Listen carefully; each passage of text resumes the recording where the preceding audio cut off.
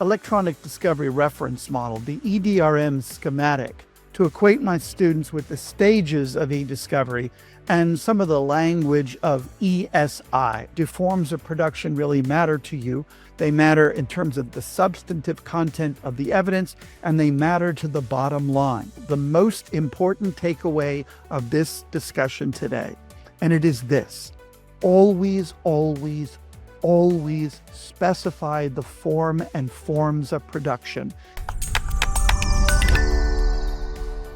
My name is Nina, and I'll be the moderator for this webinar. I wanted to start out by giving a bit of background on our speaker, Craig Ball.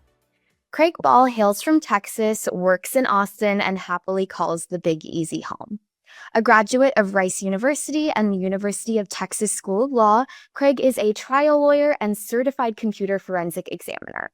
Craig is an adjunct professor at the University of Texas School of Law and Tulane Law School, teaching electronic evidence and digital discovery.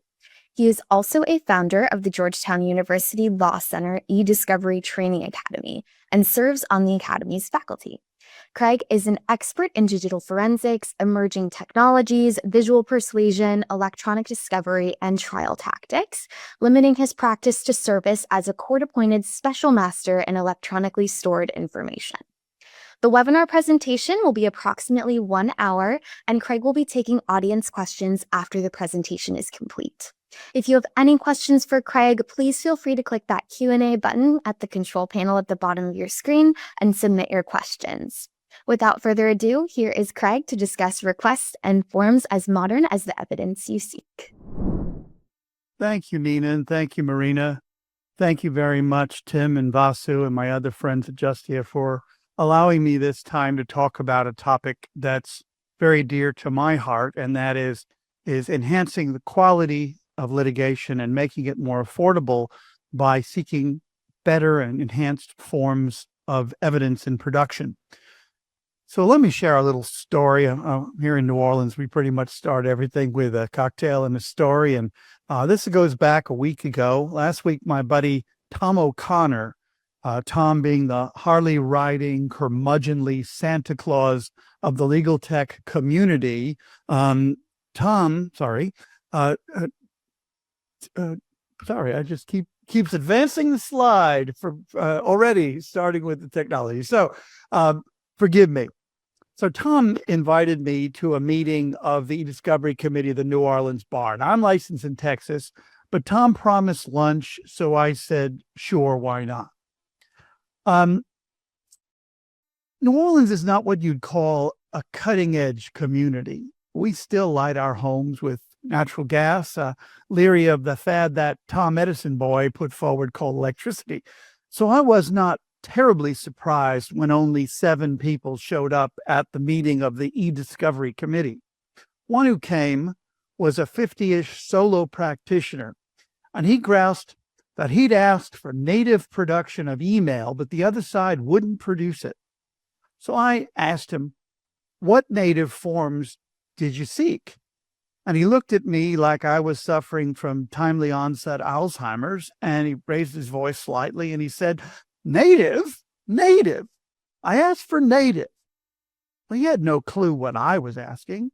He didn't know what native form or forms he wanted. He just knew he wasn't getting it. And he was incensed that when he moved to compel native production, the judge expected him to explain why he needed a form other than that which the other side had already supplied. And he kind of lost his temper and said, somebody needs to educate the judges. Now, it took all my restraint not to say why, so the judges can understand arguments you don't know how to make. But I was a little less snarky than that, thankfully, uncharacteristically, because look, when it comes to seeking metadata and preferred forms of production, if we can't articulate the need for it, why do we expect to get it? Somebody really does need to educate those judges. You know who I think needs to do it? I think it needs to be us. I think it needs to be the lawyers. It's our job. It's the lawyer's job to educate the judges. I don't mean to dump on the guy who came to the meeting. He showed up where 40 other committee members blew it off. But it was a reminder to me after 20 plus years trying to turn this battleship, how little progress has been made when it comes to lawyer competence on the topic of forms of production. So when I teach e-discovery, I use the electronic discovery reference model, the EDRM schematic, to equate my students with the stages of e-discovery and some of the language of ESI, electronically stored information. Now, many of you watching may have seen the EDRM diagram before in one form or another. It's a brilliant and durable diagram that's withstood the test of time. But it doesn't reflect a certain reality that discovery doesn't end with production to our opponents. For requesting parties, someone I often identify with much more than producing parties, the process is just beginning when the data arrives. Because there's really a second EDRM phase, and it's something that we hardly ever think about, and it's this. When we receive the production, there's a whole additional step of ingestion and processing and review and analysis and ultimately presentation in proceedings.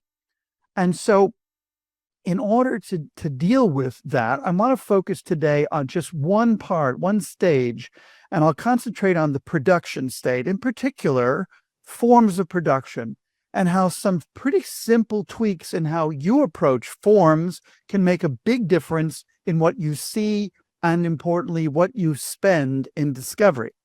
A good place to start is with the language of the rules themselves. And here I'm going to go back to the Federal Rules of Civil Procedure as they were amended, first in 2006 for electronic discovery, and again in 2015, in an attempt to cope with the growing dominance of electronic evidence. So the language in particular I want to talk about today is Rule 34B1. And 34B1, let me tell you a little story. I'll call it Mr. Ball Goes to Washington.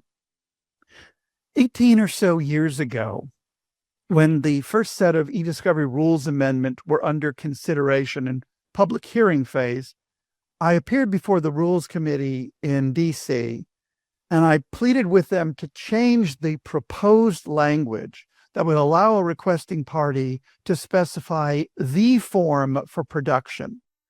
And I instead asked them to change the language to refer to the form or forms of production. Because as I explained to the committee, there is no single form that works for every type of ESI we would be expected to produce in discovery. Lawyers are obliged to fit the form to the type of ESI. And so I'm very grateful that long time ago that the committee listened and they made the change I thought. And so the language of 34B1 gives a very great gift to the requesting party that wasn't in the language of the rules beforehand. And that is, it allows the requesting party to specify the form or forms in which the ESI is to be produced. The federal courts are not alone in this great capability, and that is your own California rules, CCP 2031.030, adopted identical language, allowing a party to specify the forms or forms in the form or forms in which each type of ESI is to be produced. So let's take a moment and consider our goals in construing the rules. The federal rules begin with Rule 1, and Rule 1 says that the rules should be construed in order to bring about a just, speedy, and inexpensive resolution of the case. And I always think it's very important, looking at this from the requesting party point of view, to never allow your opponent to forget that there's a all-important comment between just and speedy, because a lot of my opponents just want it speedy and inexpensive, and it's got to be just. And what does that mean as we approach forms of production? What makes it just, speedy, and inexpensive? Well, I'd suggest that as we approach the issue of just, forms that are just are forms that are utile, are forms that are searchable, and forms that are reasonably complete. And again, how much so? Not perfect, but reasonably so. And what does speedy mean in the context of forms of production? Well, for me, it's producing in forms that don't entail a lot of superfluous processing, but that allow us to process and extract the information in any tool and platform we prefer. And it's tending towards forms that are used in the ordinary course, that the forms I get in a level playing field of litigation should reasonably approximate the completeness and the utility and the searchability of the forms used by the producing party. And perhaps most importantly of all, in a world where proportionality is increasingly the watchword of electronic discovery, we have to ask, should it matter if the forms produced prompt an undue expense for one party versus another? Certainly, producing parties are quick to say that if a request prompts them to incur unreasonable expenses, that request is disproportionate and should not be allowed. But the other side of that proportionality coin needs to be, can a producing party dumb down or alter the form of production to visit significantly increased and undue expenses on the requesting party? So let me, before I even make the argument for it, for fear that something could happen, let me please give you the most important takeaway of this discussion today. And it is this: you've been given a great gift in Rule 34 and in the CCP counterpart. Always, always, always specify the form and forms of production. Never let that opportunity go by. Never punt. And so some of you may be thinking, come on, Craig, do the forms of production really matter? I mean, all I want to do is be able to read it. Isn't something like a printout going to be good enough? Well, let me switch gears and go to an entirely different context and reason by analogy. You know, I'm born in 1957, so I've seen a lot of changes, as many of us have, in entertainment over the course of those years. And one of those things is the aspect ratio wars that you may or may not be conscious of. You know, before 1953, movies were filmed in what's called a 4:3 ratio, a little wider than they are tall. And so when televisions were created, they were also roughly 4:3. And the movie studios were terrified that no one was going to go to the theaters anymore. Everyone would watch movies on TV, and that would be the end of theaters. And so what happened is the studios after 1953 started moving to widescreen formats, CinemaScope and Panavision and Cinerama, and a whole host of widescreen things that were the ability to try to draw people off their couches and back into cinema seats.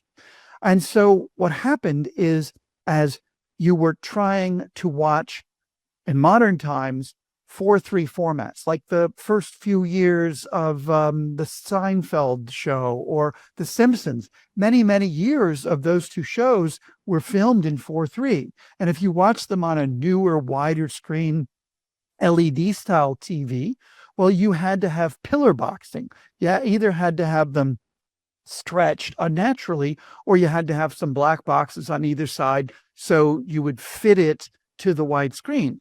More familiarly, way back in the days of VHS tapes, is as you were trying to watch a widescreen movie, a Cinerama or Panavision movie on a standard television, they had to turn to something called letterboxing and put black boxes above and below. Well, in time, American TV viewers hated letterboxing. They felt like it was too small. And so broadcasters turned to something even more hateful called pan and scan. And some of you may never have heard of pan and scan. So a year ago, I went to Milan and I went to see the famous fresco of the Last Supper. And what you're seeing here is a picture I took, and it's huge. It's an entire wall inside a church. And you can see in the center bottom, there is a top of a doorway to give you a sense of the scale of this painting. And so it's widescreen in the sense that its aspect ratio is much wider than it is tall. And so if one were projecting that image size on televisions during the 1970s and 80s, what you would have gotten is pan and scan.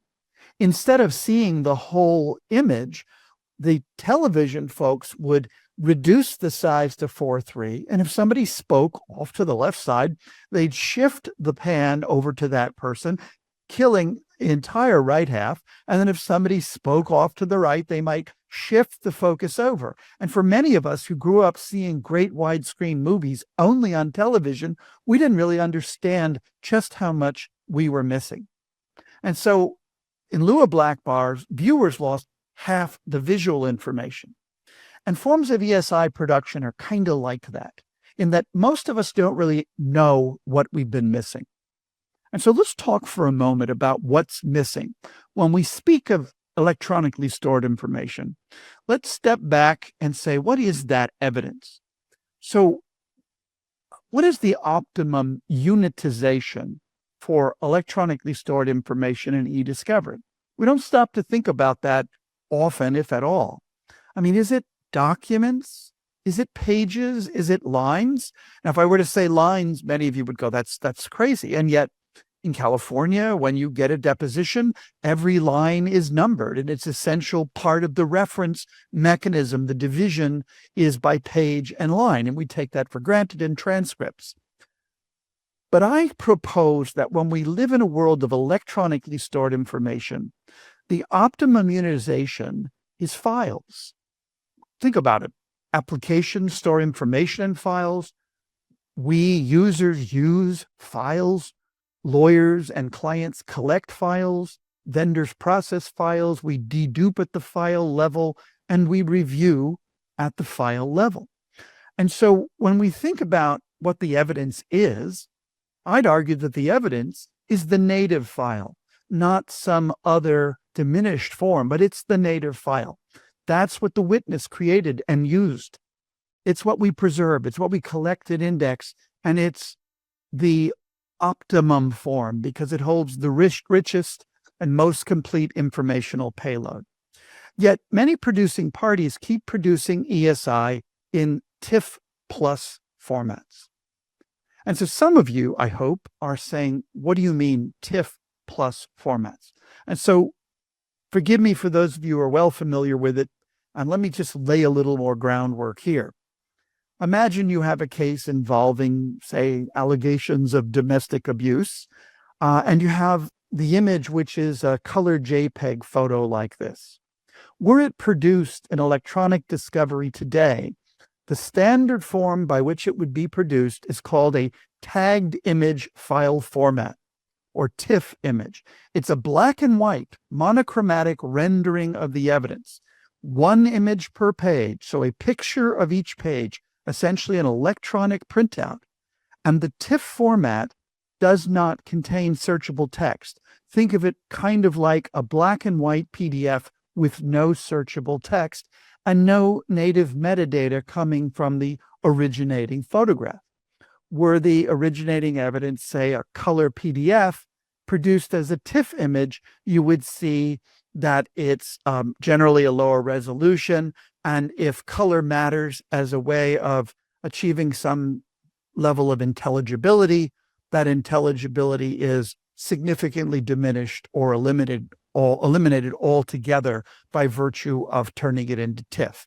Now, generally speaking, it doesn't work too badly for your plain vanilla black and white printed document, or at least that's what we came to believe from years ago. And I should point out again that TIFF images are not text searchable, where native PDFs and other ESI and native formats are inherently electronically searchable.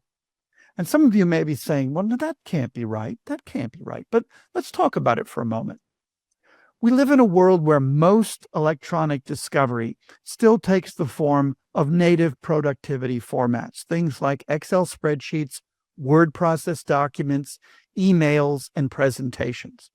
Now, when we get these things in their native formats, those formats are original, they are fully searchable, and they are complete. They are the actual electronic evidence.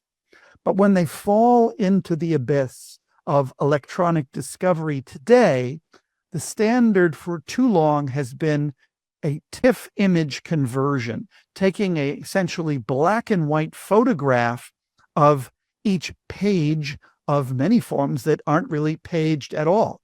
And what you end up with are these TIFF images that are not original, not searchable, and certainly not complete, because they've been stripped of their text and stripped of their metadata and stripped of the features that make electronic evidence so superior to old paper-based evidence. Now, because the law requires that searchability not be completely eliminated, the processes of producing in TIFF led to a so-called TIFF plus production. In order to meet the requirements of some crude level of searchability, what had to happen was a kit had to be created.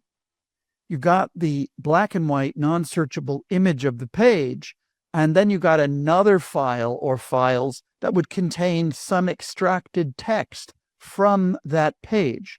And then you had to somehow pair that arriving in so-called load files with each page image and try to make it all work. And so you needed e-discovery software. In the old days, it was tools now largely gone, like Concordance and Sanction and others. But today, we would be using other better-known e-discovery products. The problem that we don't talk about, and I'm going to spend some time addressing here today, is that these TIFF files are also many times the size of their native counterparts. So they're not only less utile, complete, and functional, but they cost you significantly more to load and host and to export and use. Now, here's the rub. Parties don't use TIFFs. Your clients don't use TIFFs. Your opponents don't use TIFFs. Only lawyers use TIFFs. And that's kind of crazy. So let me take another historical perspective and talk a bit about how we got into this mess. And that requires that I give you a short history of TIFF production, bringing you back to the era when I became a young lawyer, the 1980s. Back when I became a young lawyer, we would still go to court carrying one of these red rope folders with file folder materials under our arms. You could really do that in that day. And then very quickly, in a paroxysm of new technologies, something funny happened. Suddenly we had word processing in almost all law offices, allowing us to generate a much larger volume of customized documents at a much quicker pace. And photocopiers became ubiquitous, allowing for more duplication, more distribution, and finally civil discovery began to be used more strategically to win cases. And so very quickly, going to court stopped looking like a young punk like me with a red rope folder under his arm walking to the courthouse, and going to court began to look something more like this. And being in court started to look more like this. And we started to be up to our ears in paper. And so we needed to bring technology to bear on this new paper deluge, and that brought about the advent of something we take for granted everywhere today, but didn't exist when I became a young lawyer, and that was electronic search of the information in our cases. And it was born of fairly new technologies like electronic scanners and optical character recognition that allowed us to take an inherently unsearchable document, like a paper document, put it on glass, scan it, and make it electronically searchable through OCR. And so the 20th century forward-looking Star Trek, Star Wars approach to discovery was the paper original would be scanned to a TIFF image, and then that would be subjected to optical character recognition. Well, you couldn't put the searchable text in a TIFF image, of course, so it had to go into an ancillary file called a load file to be loaded in a review platform. And then because even paper documents had a certain kind of metadata, name of a custodian, location, drawer, floor, file, whatever it may be, we needed other load files for such things as metadata. And then we needed a load file that said what file went with what image and so forth. And it went on the portable media of the day, and it was sent to lawyers for review in the state-of-the-art review platforms of the era, and it was good. It was good in the 1980s. But in time, we evolved in the practice of law. We moved towards being jurisdictor electronicus. And so today, I'd like you to consider these 6 personalities. I mean, these people aren't like us. We're talking about the King of England, the Pontiff, the Oracle of Omaha, Warren Buffett, George Clooney, Beyonce, or Jeff Bezos' ex-wife and noted philanthropist, Mackenzie Scott. These people are billionaires. They're powerful. They're influential. We watch their every move. And so you'd think that if they went to create a document or a spreadsheet or a presentation, that they would be using some gilt-edged, much better piece of technology than we use. But the truth is, that's not the way the world works today. Today, if the king or Beyonce wanted to create a spreadsheet or a PowerPoint, they would go and use the very same operating systems and tools that we use as mere mortals. And they would work in the same sorts of common productivity formats that form the crux of electronic discovery today. So, what is an Excel spreadsheet? What's the nature of the evidence? Well, we know it's composed of formulas, and it's composed of formulas that lie beneath the values that we see. Spreadsheets allow us to make alterations in values and approaches, to do what-if calculations. They allow us functional layouts, and they encompass a world much broader than the measly confines of an 8.5 by 11 piece of printed paper. They go on for hundreds upon thousands and thousands of rows and columns very often. So when we think of a spreadsheet as a native user, we think of something more like this. And this is what a party would use. Notice how it uses structure and breadth and color to provide intelligibility. But if a spreadsheet is produced as a TIFF plus image, you get something more like this. Here are 4 pages of a spreadsheet. And what do you do when you see in an 8.5 by 11 TIFF format something like this? So without the structure and the utility of a native form, it's just useless. It's a joke. But what about a PowerPoint? PowerPoints have rich media and color and animation and speaker notes, perhaps, and layered imagery and text.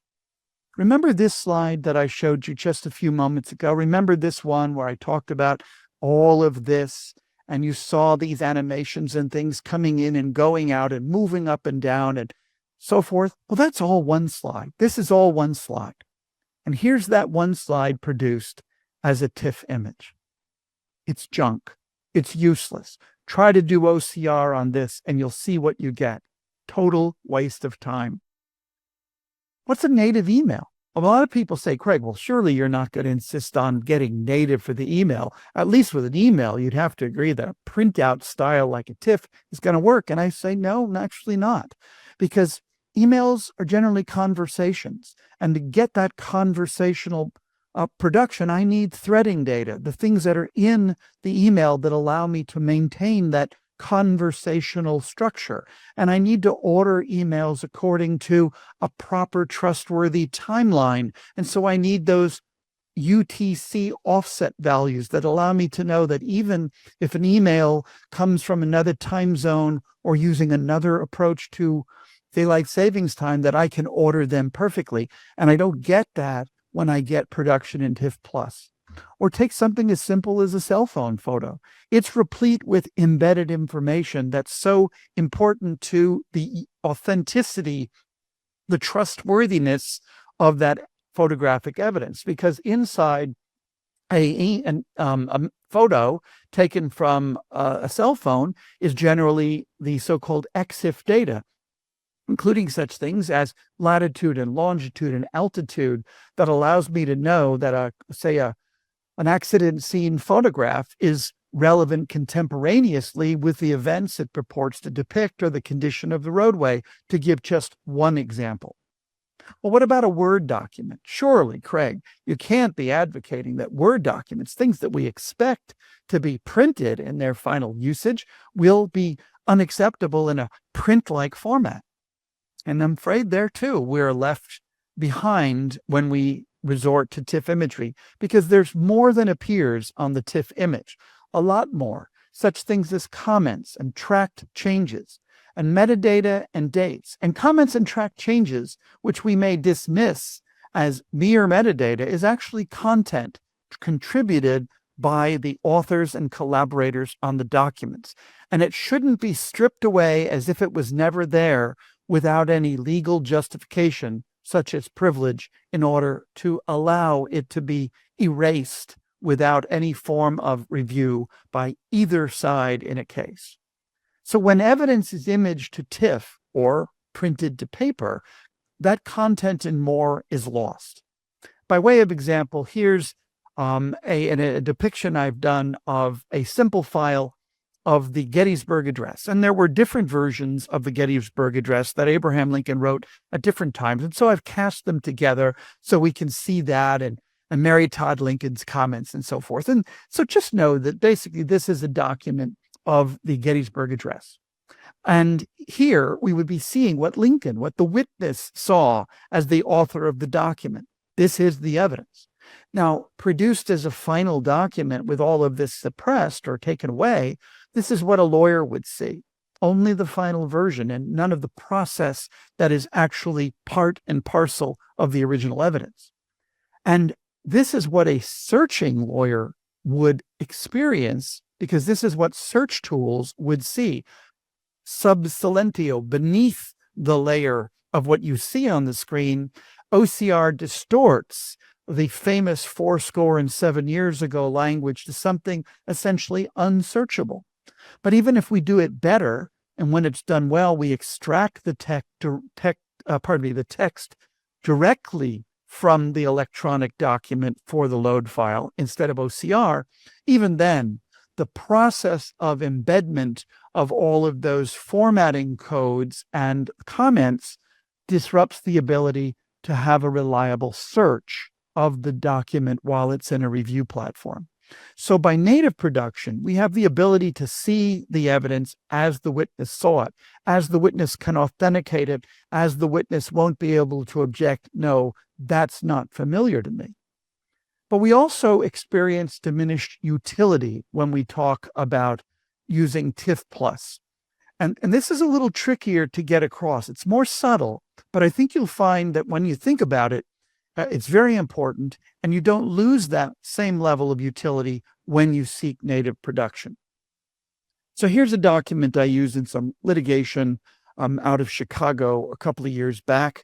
And in this particular case, I took the proposed protocol for production, and I made some margin notes as comments. And you can see when you're reviewing the document, you're seeing what I said, and notice how it is juxtaposed immediately adjacent to the proposed changes and deletions.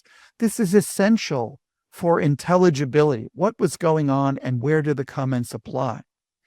But with TIFF production, you are limited to electronic search of the extracted text load file. Remember, TIFF plus means TIFF plus a series of files that you have to bring together as a kind of kit that you assemble to make search seem to correspond to the image of the page. And if you were to dig into the accompanying text file used for search, you might be surprised to note that all of those comments have to go somewhere in that text file, and very often they are simply agglomerated and dumped at the very bottom of the text file. So if they are included at all, which is to say, if they are not stripped away, as generally occurs, as if they didn't exist in the document, those times when they are collected, they are dumped at the end of the extracted text file. And so any search for what they contain not only will bring you only to, say, the last page of the document, but you won't have any pointer, any way to link what's in the comment to the place that it appears in the evidence document. And that is simply maddening to encounter. When somebody says no or yes or don't, and you don't know what they're referring to, that's just kind of crazy. An alternative to that you may run into is the commentaries are sort of embedded into the document text. They're kind of merged in a somewhat random way. And while that means that the comment is juxtaposed next to the accompanying text, it disrupts the searchability of the text so that you will be able to search for certain phrases. Certain phrases will fail if the comment happens to fall between the components of the phrase.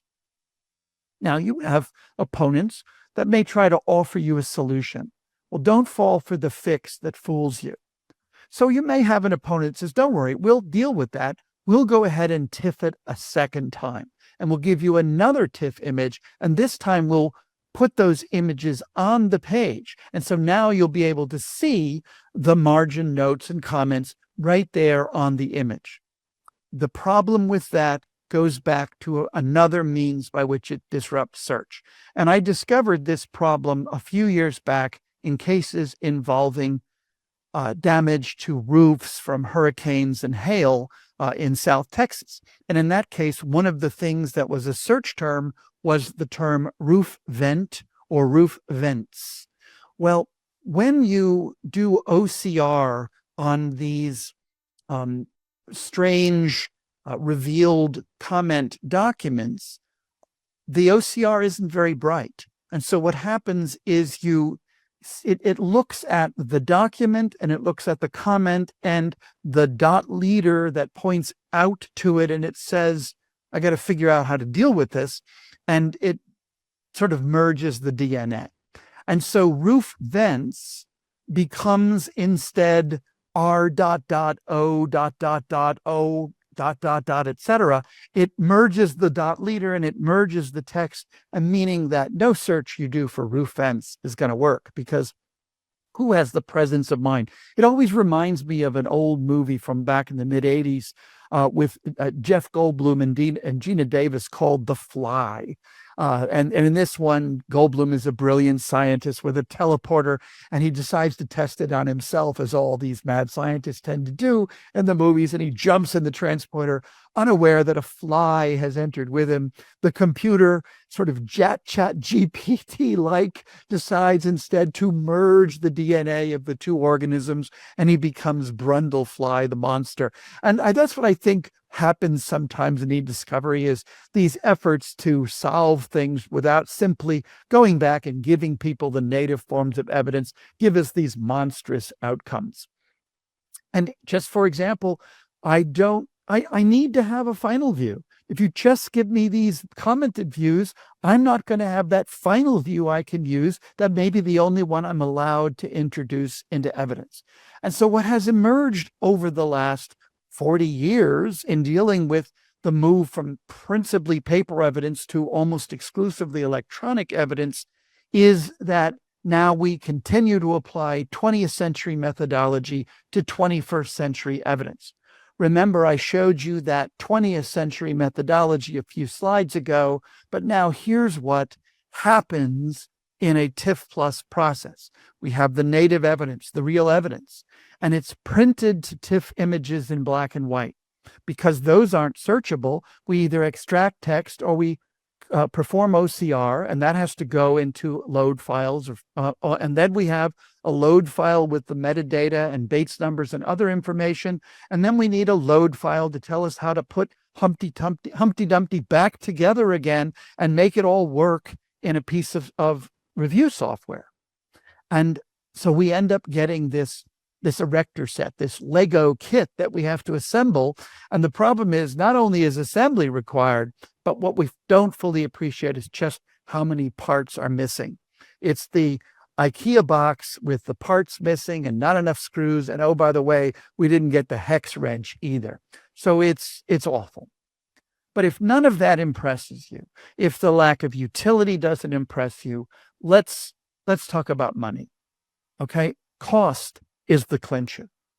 And this, I think, is going to come as a surprise to many listeners. And I think a very important point.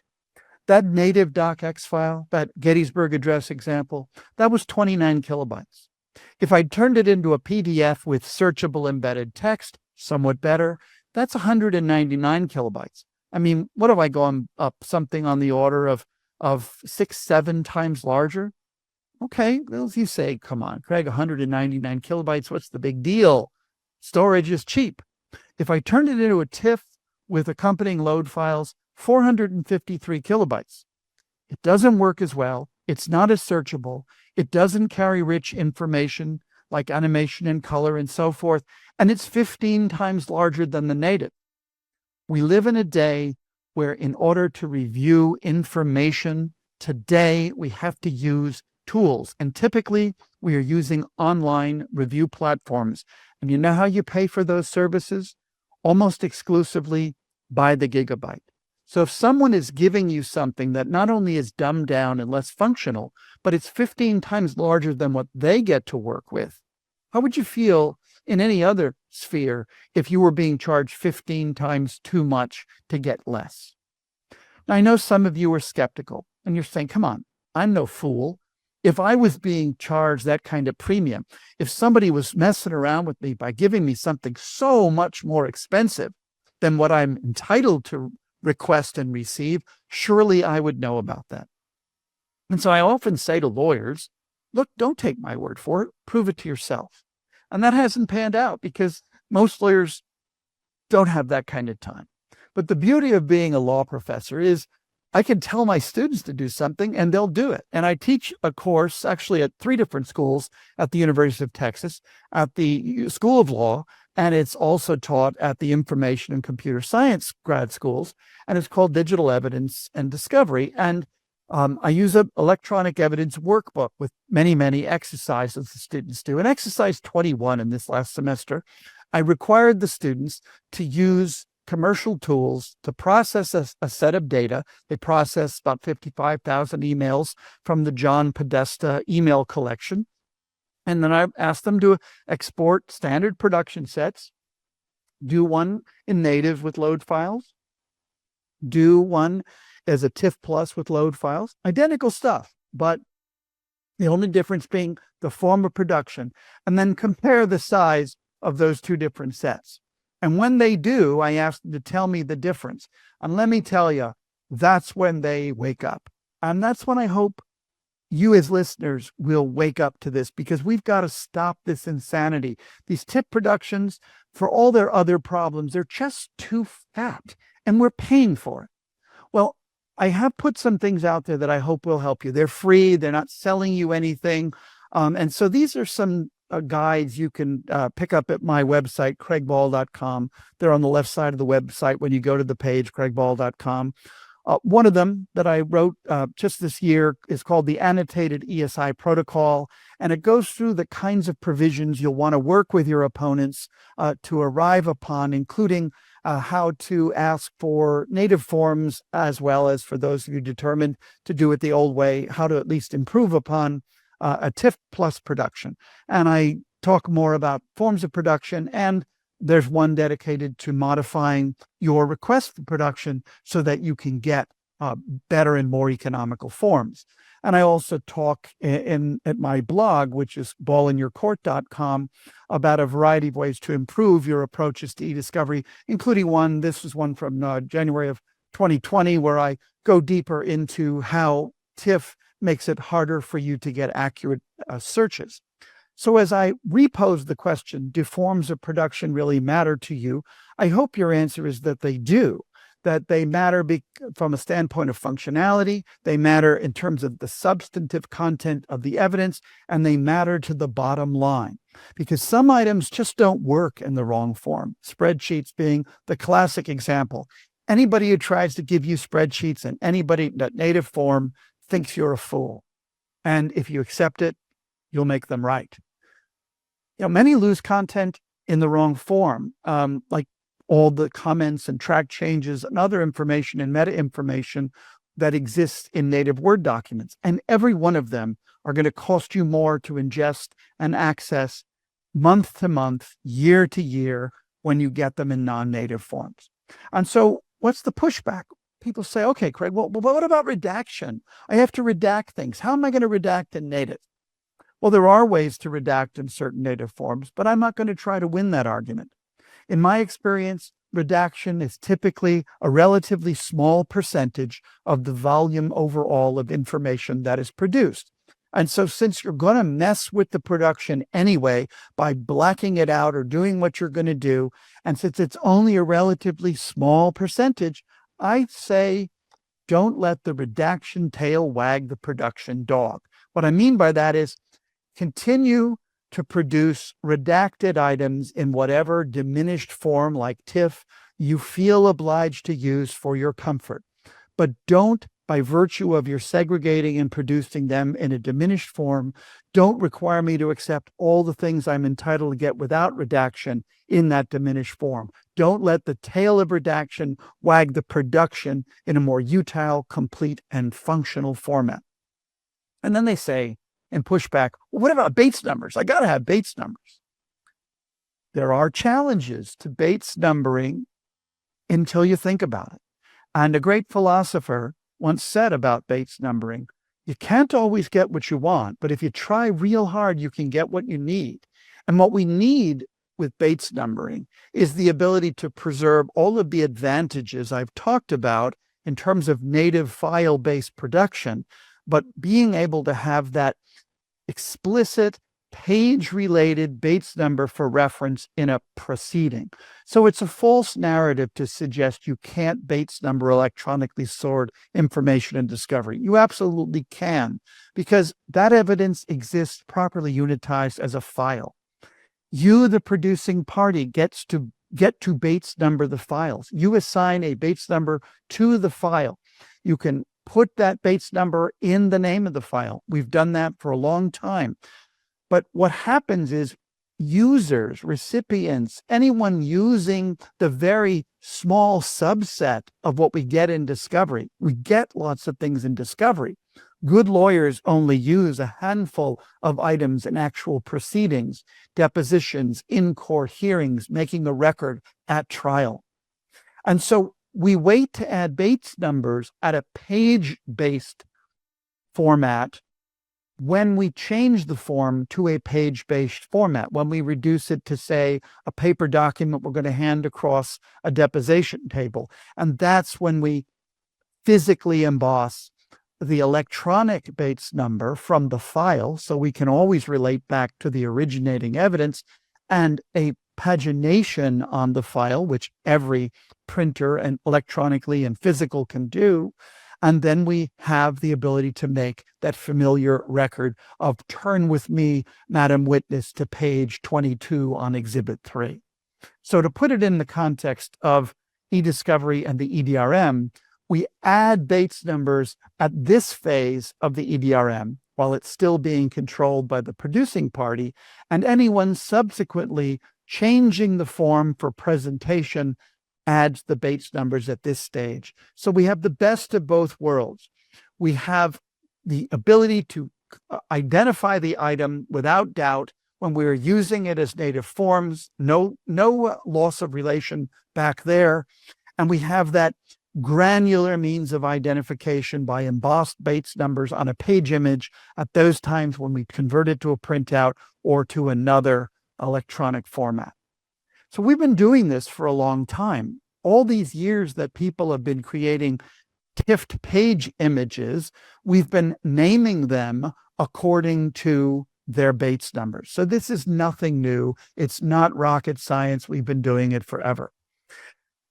To understand this is more than just something that will give you access to higher quality evidence, more faithful evidence, evidence that's easier to authenticate, evidence that gives you the full picture and, bottom line, costs you a whole lot less money. It may keep you from looking like a fool before the court. Give you an example. Here's a case from just a couple of months ago. This one's out of Utah, called Boulder Falcon versus Brown. And this is what most of the people in my line of work would call a pretty simple production. It was only 6,800 pages. In the world of modern electronic evidence, that's kind of head of the pin kind of size of production. And the requesting party received a standard TIFF images plus load files production. So unfortunately, the defense counsel, who was the one who received the production, in this case, the plaintiff was the one making the production. Defense counsel didn't understand what a TIFF plus production was. He saw a bunch of images and was frustrated because when he looked at the images, they didn't seem to correspond to the same exact order that he expected them to correspond in an email. And of course, if you've done electronic discovery before, you know that by virtue of deduplication and other mechanisms, you have family relationships between attachments, and the transmitting message is preserved, but it's preserved by so-called logical unitization. It's preserved by the load files. And when you put it into a review platform, as unfortunately defense counsel didn't understand is something you've got to be able to do in modern times, he got very angry. It seemed like to him that it was a data dump, that they'd thrown them up in the air and put it all together just to frustrate him. And of course, he didn't pick up the phone or send an email or a text to his opponent and say, what gives? Why is it this way? Why is it out of order? He just got angry, as we tend to do sometimes. It could be anyone. And he noticed the apex deposition of his opponent's CEO, and then spent hours browbeating the CEO about each document. And that was bad. And so plaintiff's counsel stopped the deposition, asserted it was taken in bad faith. And naturally, the defendant responded, not with what gives. He wasn't listening anymore. When they tried to explain a TIFF plus production, he wasn't listening because he was so angry. He just went for sanctions for stopping the deposition. And sanctions were issued, but they were issued against the counsel who browbeat the CEO by virtue of the fact that he didn't understand modern e-discovery. He acted out of anger. He didn't bother to communicate with his opponent about forms of production. So as I try to wind this down now, I want to share a few key takeaways with all of you before we take a few messages, a few questions. And again, it's so important. Never, ever lose the opportunity to specify forms. In the articles that I've directed you to, and certainly other fine publications out there, there are very good advice, utile advice, things you can build into your standard forms, things that you can think about and tailor to the proper case and practice, as we should always do. So always specify forms. And now that you have, I hope, a little deeper understanding of the way these things come, these sort of kits with load files, you always want to be speccing what comes in the load file as well. Don't leave it to chance that you're going to get the fields of meta information that you need to make good use of electronically stored information. Make sure you spec what it is you're asking for and the form in which you want it.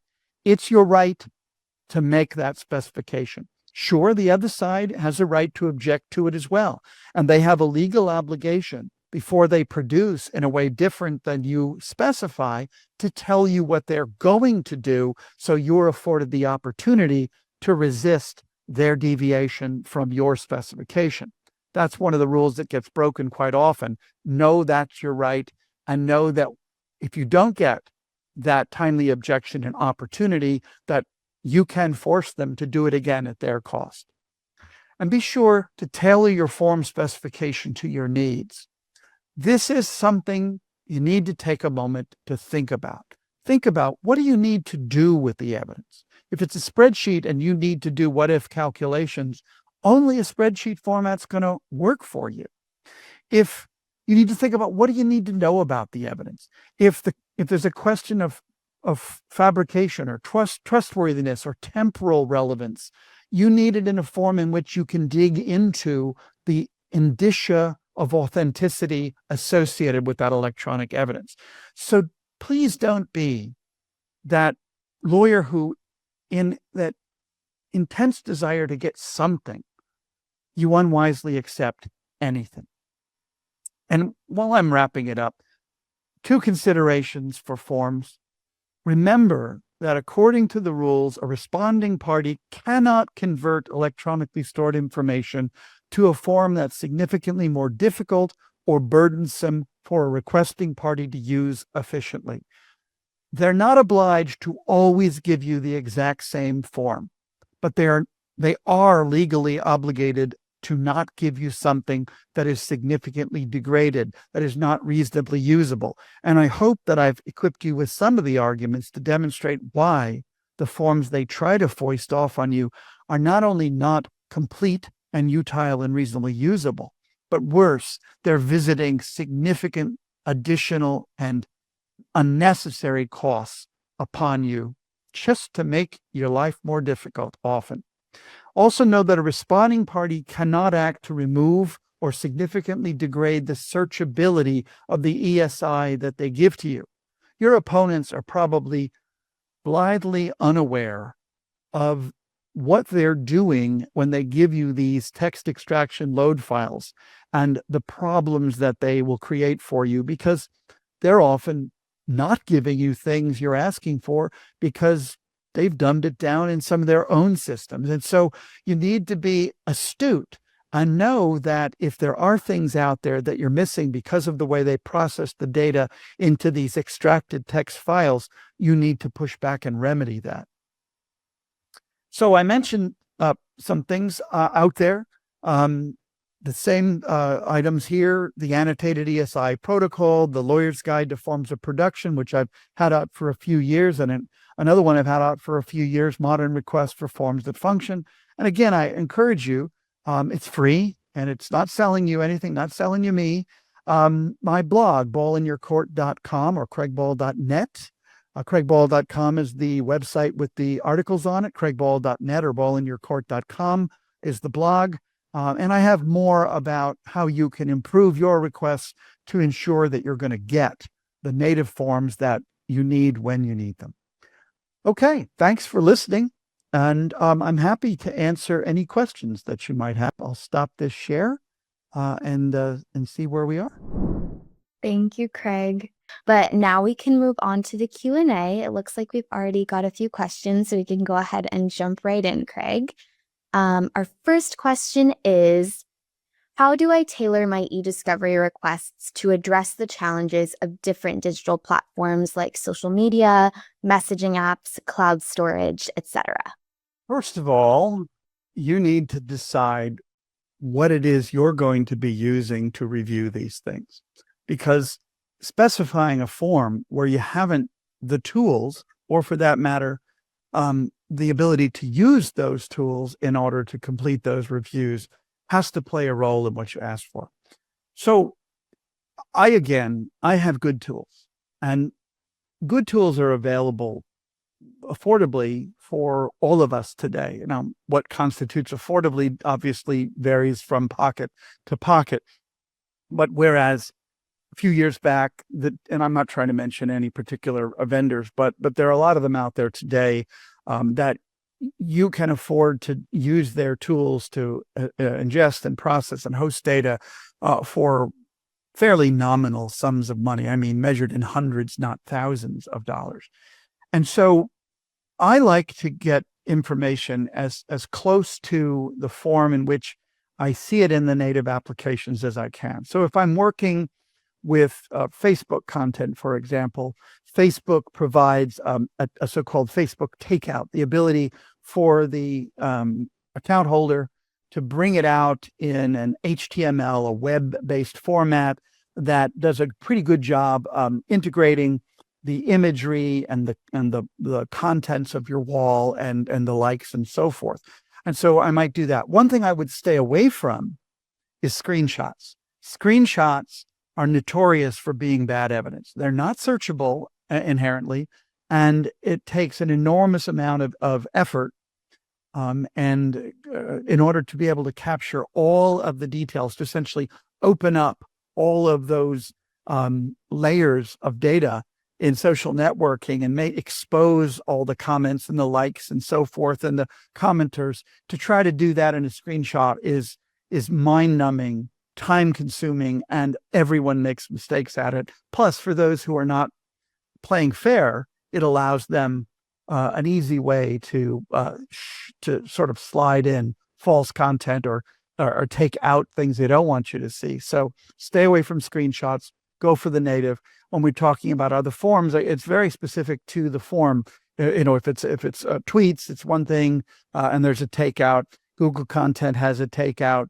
I don't think it's the requesting party's responsibility to necessarily give the play-by-play to an opponent as to how to preserve and retrieve. I often do, because I've spent so many years dealing with people who had not a clue.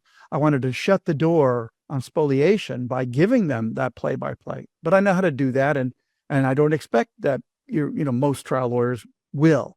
So I would say give them tell them in your meet and confer the platforms you plan to use. Tell them the aspects, the metadata, what pieces, what aspects of the data you need to have complete and functional and utile, and let them figure it out, and ask them to perhaps give you a sample of the data before they make a much larger production, so you can say, yes, that's okay. And that saves both sides a lot of heartache and money.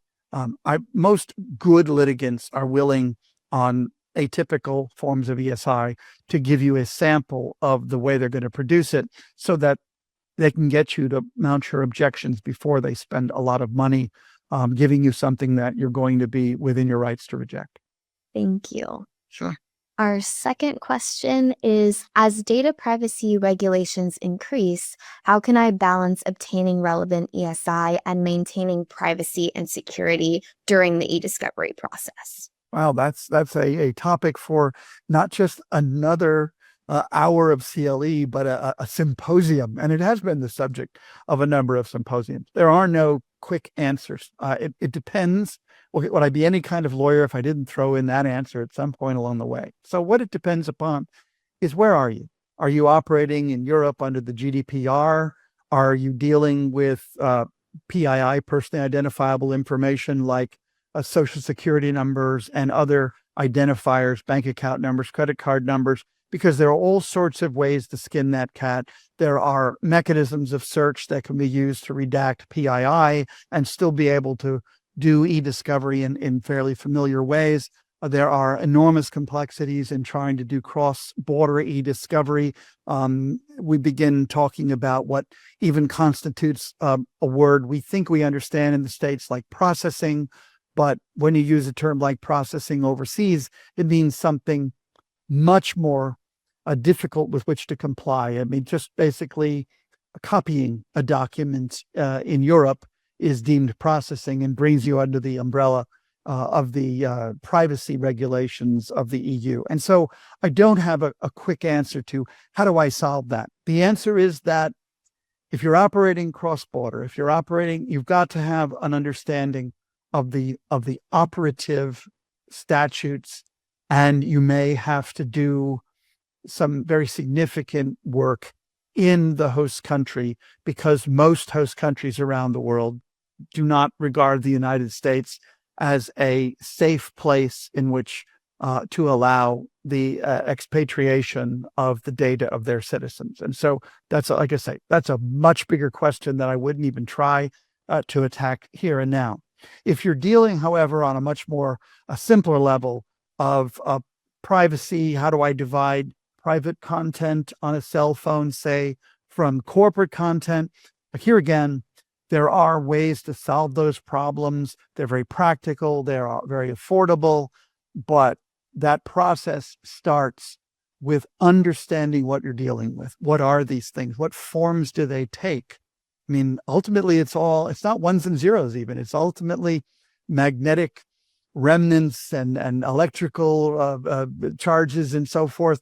When you get down to the media, it's all the same. It's just data, as IT people are fond of saying. It's all soluble, but unless you're going to have the budget to hire an expert like me, which I think isn't the solution for the rank and file from the 80% of cases, then in order to be able to do it right and do it economically means that we've got to study this stuff. We can't just be content anymore with saying, I'm a really good lawyer, I studied the law years ago, and that should be enough. The world has changed, and we've got to change with it. And that means making it a part of your professional development to begin studying these things. I mean, I've given you some things to read. I'm not suggesting that by itself is adequate, but where else are you going to go? The bars have dropped the ball. An hour or two of CLE once a year is not going to get you there. The only thing that's going to get you there right now is your determination that you need to learn it, because it's going to serve your clients. It's going to save you money. And if you're a contingent fee lawyer, that bottom line certainly matters. And saving our clients money, letting our clients know that we're not wasting their money. We're not subjecting them to wasted our professional time, or doing stupid stuff like the lawyer in the case that I just shared with you. That's survival in a highly competitive field.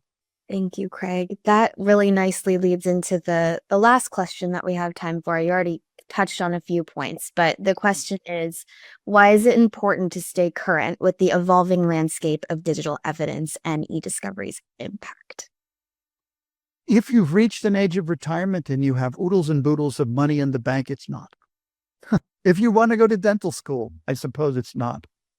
But if you want to be a lawyer who does a good job, a job you can be proud of for your clients in a modern litigation environment where, let's face it, all the evidence is born electronically now, and the ability to know what's there, the ability to weave it into your case, and not only to be able to identify it, preserve it, collect it, search it responsibly, review it responsibly, redact it responsibly. You've still got to be able to use it in court. I know for a lot of us, we've forgotten what going to court even looks like anymore. But that's where the rubber still meets the road. And we're going to be facing a host of deep fakes and other information that are going to require us now more than ever to be understanding, appreciative of what electronically stored evidence is, what's inside of it, what is its meta information, what does it signify, and how do we use it to prove and challenge electronic evidence before tribunals. That's modern law practice today, folks. And either you're going to be the butt of the joke who did the ChatGPT brief, and you know I don't want to be a butt of a joke. I don't want to be somebody's punchline, and neither do you. And that's the best reason I can give you, because making money's nice, but I think our pride, our desire to be competent, admired contributors to our justice system is what drives us more than just the dollar. Absolutely. Thank you so much, Craig. And thank you all for your questions. We are almost out of time for today, so I'm going to go ahead and hand things back over to Marina to wrap things up. Thanks, Nina. And thanks, Craig. That was a fantastic presentation. I hope all of you enjoyed it and you learned something that you can apply in your own practices. If you're looking for new clients, if you're trying to grow your practice so you can apply some of these strategies or some other things you've been looking at, please remember that Justia has marketing solutions that will be able to help you. We have Justia Elevate websites, which are great, affordable options to help you increase your visibility online.